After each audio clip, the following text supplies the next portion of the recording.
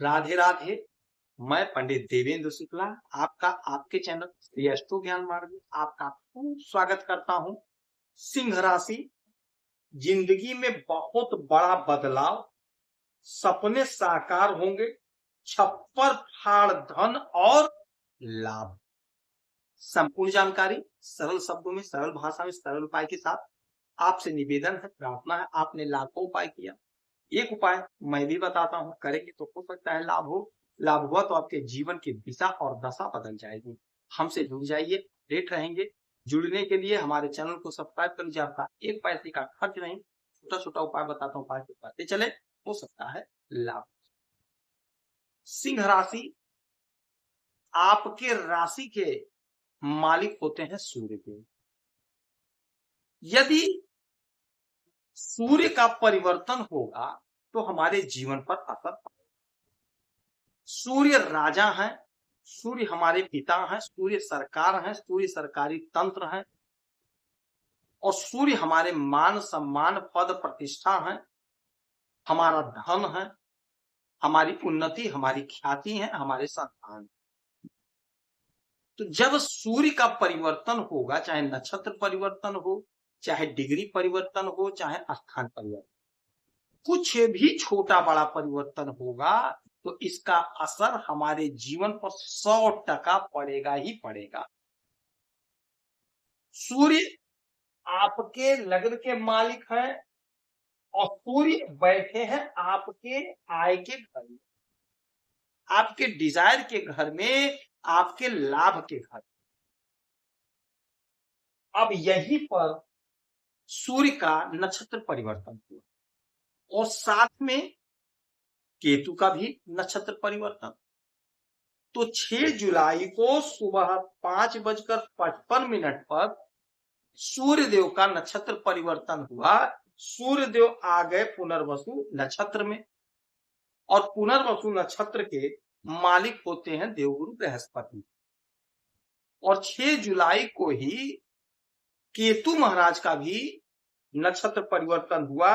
दोपहर 1:32 पर ये आए पूर्वा फाल्गुनी नक्षत्र में, शुक्र के नक्षत्र में, शुक्र इसके मालिक।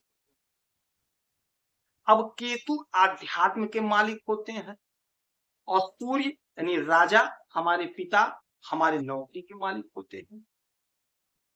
तो अब हमारे जीवन में क्या होगा, ध्यान से सुनेंगे, समझेंगे तो बात समझ में आ जाएगी।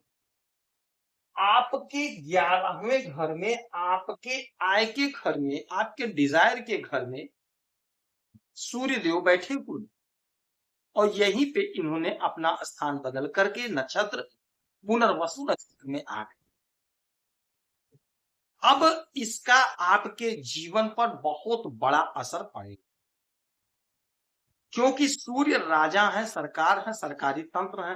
तो यदि आप सरकारी नौकरी कर रहे हैं तो आपका प्रमोशन का लाभ मिलेगा, आपको इंक्रीमेंट का लाभ मिलेगा, तरक्की का लाभ मिलेगा, ट्रांसफर का लाभ मिलेगा। यदि आप बिजनेस कर रहे हैं तो बिजनेस में तरक्की का लाभ मिलेगा, नए नए पार्टनर बनेंगे, धन का लाभ मिलेगा, धन के बढ़ोतरी का लाभ मिलेगा, बिजनेस आपका खूब आगे बढ़ेगा। यदि आप नौकरी ढूंढ रहे हैं तो नौकरी का लाभ आपको मिलता हुआ दिखाई दे। चूंकि सूर्य सरकार है तो सरकारी नौकरी मिलने के पूरे पूरे चांस बन रहे हैं, और नहीं सरकारी तो संविदा पे ही सही, यदि नौकरी लग रही है तो आप नौकरी कर लीजिएगा, क्योंकि आपको लाभ मिल रहा है, आपका आय बढ़ रहा है, आपका सपना जो है वो साकार हो रहा है, इच्छा की पूर्ति हो रही है।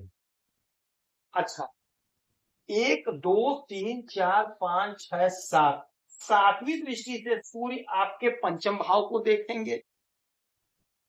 पंचम भाव होता हमारे अध्ययन का, हमारे संतान का, प्रेम प्यार का। तो जिनका विवाह नहीं हो पाया था, आपके लिए रिश्ता आएगा।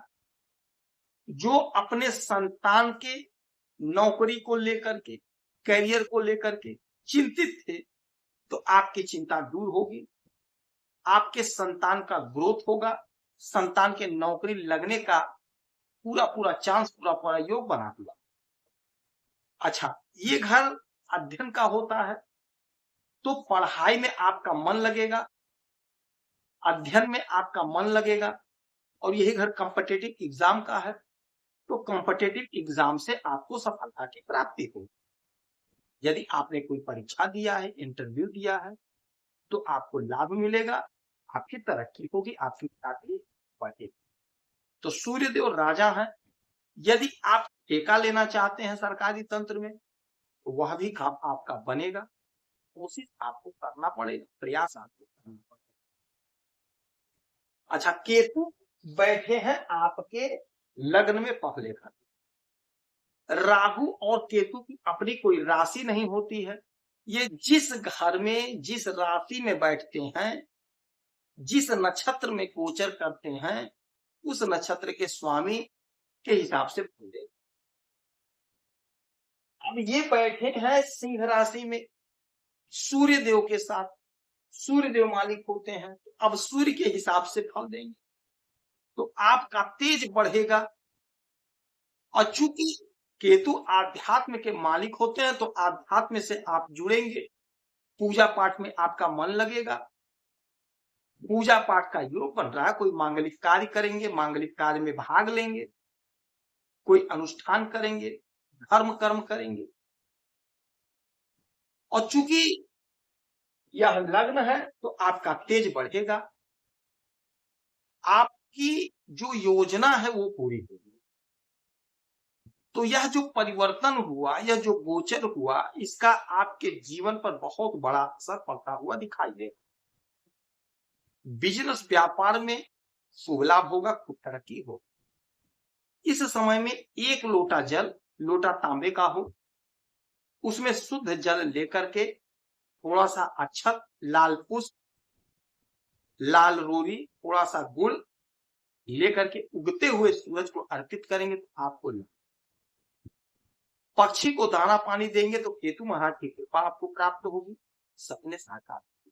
यदि आपका कोई सपना है, कोई आपका परेशानी है तो अपना डिटेल भेजिए, आपके कुंडली का विश्लेषण करूंगा, समीक्षा करूंगा, सटीक और सरल उपाय बताऊंगा। करेंगे तो हो सकता है आपको लाभ। खुश रहें, हैप्पी रहें, यही हमारी जय